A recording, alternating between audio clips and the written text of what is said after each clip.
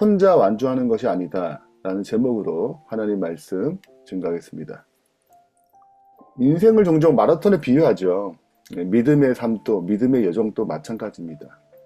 이것은 단거리 달리기가 아니고 평생에 걸쳐서 달려가야 할 긴 경주예요. 어떤 마라톤 선수도 혼자서 완주할 수 없어요. 같이 뛰는 팀이 있어요. 여러분 이제 마라톤 경기나 뭐 영화나 뭐 이런 걸 보게 되면 띄워주는 팀이 있어요. 또 그에게 물을 건네준 자원봉사자들도 있고 또 길가에 응원해주는 사람들이 또 필요하죠. 믿음의 여정 역시 혼자서 완주하는 것이 아닙니다. 신앙 공동체가 필요하고 함께 완주하는 거예요. 오늘 본문이 바울의 여정에서 신앙 공동체의 이야기를 보여줍니다. 하나님께서 우리의 최종 목적지를 향하는 이 험난한 여정 속에서 신앙 공동체를 통해서 우리에게 또 서로에게 실제적인 격려를 공급하시고 또 두려움을 이겨내서 담력을 얻게 되고 또 사명을 완수하는 모습을 보게 됩니다. 그래서 우리가 목적지에 도달하기까지 신앙 공동체가 얼마나 중요한 역할을 하는가 우리 좀 살펴보고 또 바울의 여정에도 똑같거든요.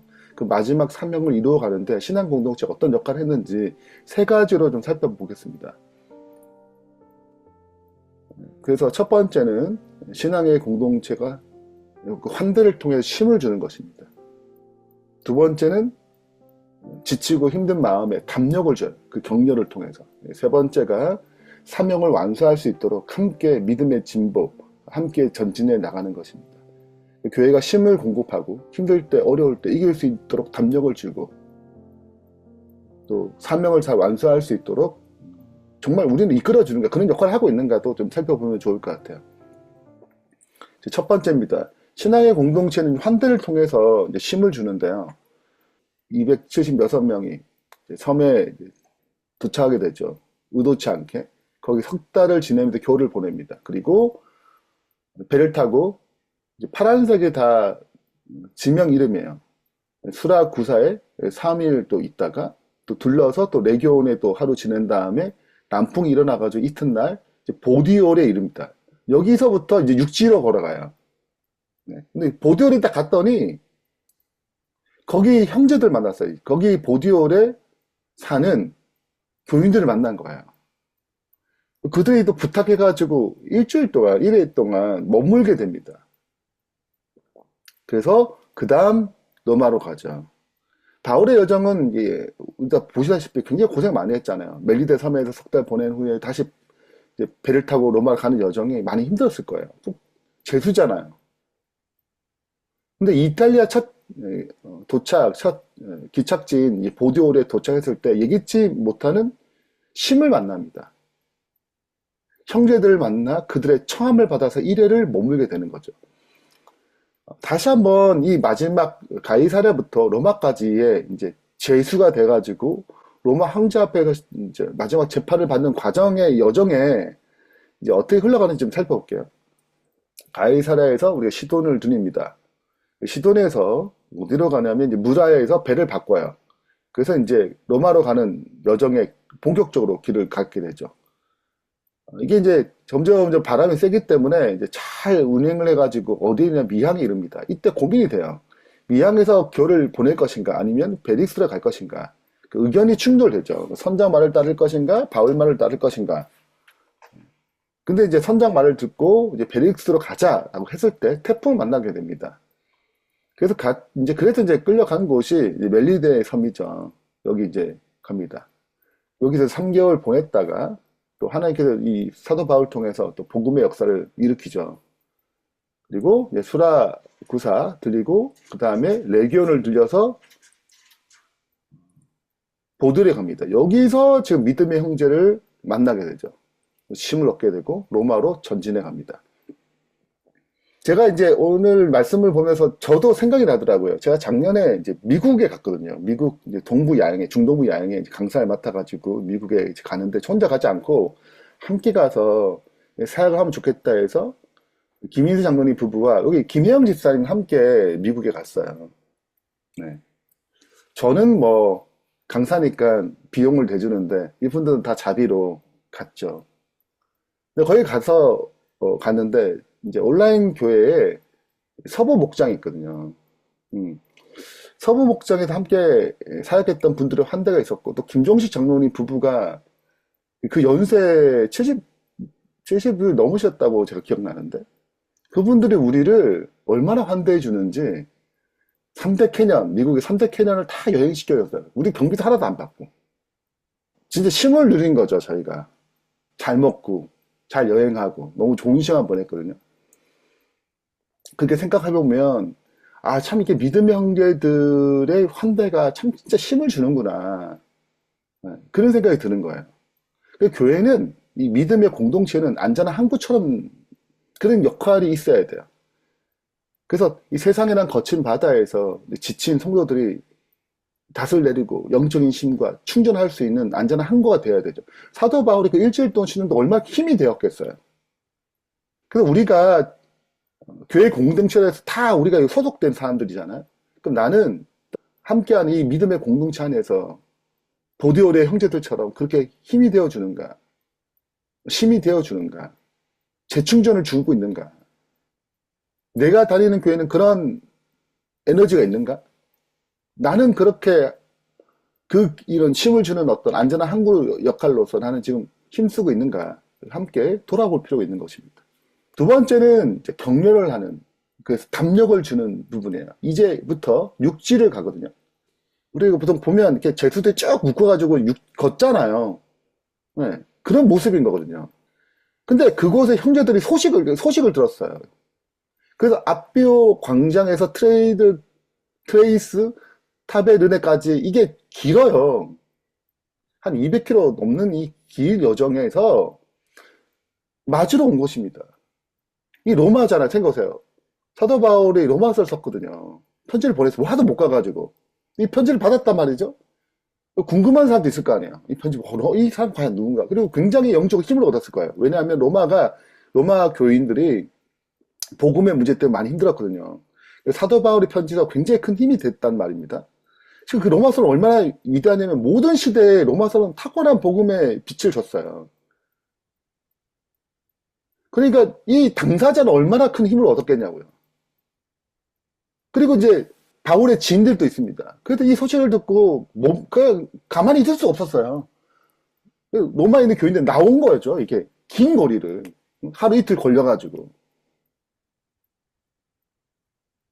바울의 입장은 지금 하나님이 로마에서 복음을 증거해야지 이 사명을 갖고 있지만 그 모든 순간이 그 결론이 너가 살 거야 이런 결론도 없어요. 그냥 증거만 있지 어떻게 될 거라는 게 없어요. 그러니까 여러 가지 두려움, 압박 그런 게 있을 거 아니에요. 마음이 힘들어 육체적으로 힘든 부분도 있을 것이고 여러 가지 면에서 이제 어려움이 있을 텐데 누가 왔다고요? 그 형제들이 왔다고요. 그러니까 하나님께 감사한 마음이 터졌어요. 담대한 마음을 얻었대요. 본문을 살펴보면 이제 격려의 세 단계가 있음을 보게 됩니다. 첫 번째는 수고와 희생의 행동이 먼저 있어요. 그들이 먼 길을 왔어요. 그 행동, 그 진정한 행동이죠. 말만 하는 게 아니잖아요. 그 함께하는 태도를 통해서 힘을 얻을 거예요. 그 먼 거리를 수고와 희생을 통해서 함께 함으로 거기도 계속 같이 걸어가는 거잖아요. 지금 로마 때까지 얼마나 든든해요. 그러니까 사도 바울이 힘을 얻은 것입니다. 담대한 마음을 얻었다고 그래요. 공동체가 힘들고 어려운 사람에게 담력을 줘야 되거든요. 사랑의 사도라는 책에 이렇게 기록되어 있습니다. 바울이 그 형제들을 보고 하나님께 살해하고 감사하고 담대한 마음을 얻었다. 바울의 속박을 부끄럽게 여기지 아니하고 울며 동정하는 신자들의 무리 가운데 사도는 소리를 높여 하나님을 찬양했다. 그의 마음에 도사리고 있던 슬픔의 구름은 사라졌다. 그의 그리스도인 생애는 시련과 고통과 실망의 연속이었으나 그 시간에 그는 풍부한 보상을 받았다는 느낌을 얻었다. 그 만나면서 이렇게 얘기했을 거예요. 사도 바울 편지 읽어 너무 내가 은혜 받았다. 내가 복음을 깨달았다. 내 신앙을 받아들였다. 이런 얘기를 들었을 거 아니에요. 그 형제들 통해서. 그래서 그의 확고한 발걸음과 즐거운 마음으로 그의 가는 길을 계속하게 된 거야. 저도 종종 그런 경우 있거든요. 제자훈련 책을 부족하지만 썼잖아요. 그러면 느닷없이 이제 제가 다른 교회 강사로 맡아서 이제 설교를 하거나 사경을 하거나 전도를 하게 될 때 이런 분들 종종 있어요. 제가 미국에 가서 굉장히 깜짝 놀랐어요. 한국에서 만날 수 있는 여지가 있는데 미국은 진짜 생전 처음 보는 분들이 있거든요. 근데 그런 분들 통해서 제자훈련 받아서 이 여러 가지 얘기를 듣게 되면 아 이게 제자훈련 교재를 쓸 때는 힘들었지만 이 가치가 있구나, 의미가 있구나, 그런 힘이 있어요. 진짜 보상받았던 느낌이 봅니다. 하나님은 사람을 통해 일하세요. 하나님께서 로마 교회 신자를 통해서 바울을 위로해 주시고 담력을 얻게 하고 힘을 얻게 했어요. 이것이 오늘날 우리를 서로를 격려하는 가장 일반적인 방식이에요. 사람이라는 통로를 통해서 우리가 격려하는 태도를 통해서 수고하고 희생하는 행동을 통해서 우리가 힘을 얻고 격려를 얻고 마음의 담력을 얻게 되는 것입니다. 마지막입니다. 신앙 공동체로 사명을 위해 전진하는 거예요. 66절에 우리가 로마에 들어가니 바울에게는 자기를 지키는 한 군인과 함께 따로 있게 허락하더라. 그러니까 사도 바울이 뭐 여러 가지 상황, 행적들이 사도 바울 굉장히 좋게 봤습니다. 여러분 함께 배 타고 와서 얼마나 은혜를 받았겠어요. 생각해 보세요. 딱 바울 덕으로 안전했지. 멜리데 섬에서 로마인들이 뭘 한 게 있겠어요. 제수들이. 사도 바울이 통해서 병을 고치고 그러니까 엄청난 환대를 받고 아무것도 없었는 다 버렸잖아요. 배를 가볍게 한다고. 거기 다 짐을 실어주고. 다 바울 덕이에요. 그러니까 얼마나 많은 은혜를 받았어요. 그러니까 백부자에 굉장히 힘을 썼고 또 그동안에 죄 있는 것도 아니고 그것을 사도 바울이 이제 설명하는 것입니다. 유대인들을 모아놓고 이 유대인을 모아놓고 그 설명하는 과정 가운데 복음을 증가했죠. 17절에 사흘 후에 바울이 유대인 중 높은 사람들 다 청해가지고 그들이 모인 후에 이제 설명하기 시작해요. 오해하지 말라고. 22절에 보면 이에 우리가 너의 사상이 어떠한가 듣고자. 우리 편견이 없다. 한번 들어보자. 이 그리스도인을 믿는 이 파에 대해서는 지금 유대인들이 지금 자꾸 반대한다고 듣긴 들었다. 그렇지만 우리는 그런 편견 없이 한번 듣고 싶다. 그래서 이제 사도 바울이 이제 복음을 증가하는 내용입니다. 신앙 공동체는 그 안전지대를 머무는 곳이 아니에요. 단지 힘과 격려만 얻는 곳이 아니에요. 복음 공동체, 신앙 공동체는 반드시 성교 공동체입니다. 복음을 증가하는 곳이에요. 사명을 이루는 곳입니다. 주님께 받은 사명을 성실하게 이해하는 거예요. 위로하고 격려하는 안전지대로 머무는 것이 아니고 교회는 세상의 반대와 오해 속에서 담대하게 우리의 참된 소망이신 예수 그리스도를 증언해야 할 성교 공동체입니다. 이걸 잊으시면 안 돼요. 반드시 복음을 증가하는 대상이 있어야 되고 복음을 증가할, 같이 협력할 동력자가 돼야 돼요. 교회의 참 특성은 특별한 신앙 고백이나 교회 농명책에 적혀있는 신자들 수요로 평가되는 것이 아니라 백절불고의 신실한 일꾼들의 수요나 수요와 교회가 실제로 주님을 위하여 어떤 일을 하느냐에 의해서 평가된다. 그리스도의 사업은 어떠한 설교나 교리보다도 이게 설교보다 더 중요한 게 뭐냐? 개인의 관심, 성교에 대한 열정, 각성, 개인의 노력에 의해서 결정돼요. 그 교회가 세워지는 곳마다 모든 교인들은 전국적으로 선교 사업에 참가해야 한다. 결론 맺겠습니다. 신앙의 여정 절대 혼자 하는 게 아니에요. 예수님을 바라보면서 신앙 공동체로 함께 완주하는 것입니다. 세 가지 살펴봤어요. 이 세 가지 본은 그리스도께서 이미 하셨던 본이고 머리이신 그리스도가 우리 몸된 교회를 그리스도께서 이미 하셨던 그 일을 참여시키는 것입니다. 힘을 주는 공동체가 되어야 되고 격려하는 공동체가 되고 사명을 완수하는 공동체가 되어야 돼요. 우리는 과연 그런 길을 걸어가고 있는가? 다시 한번 우리 삶을 돌아보면서 우리의 주어진 사명을 함께 완주하는 주의 백성 되길 바라면서 말씀 마치겠습니다.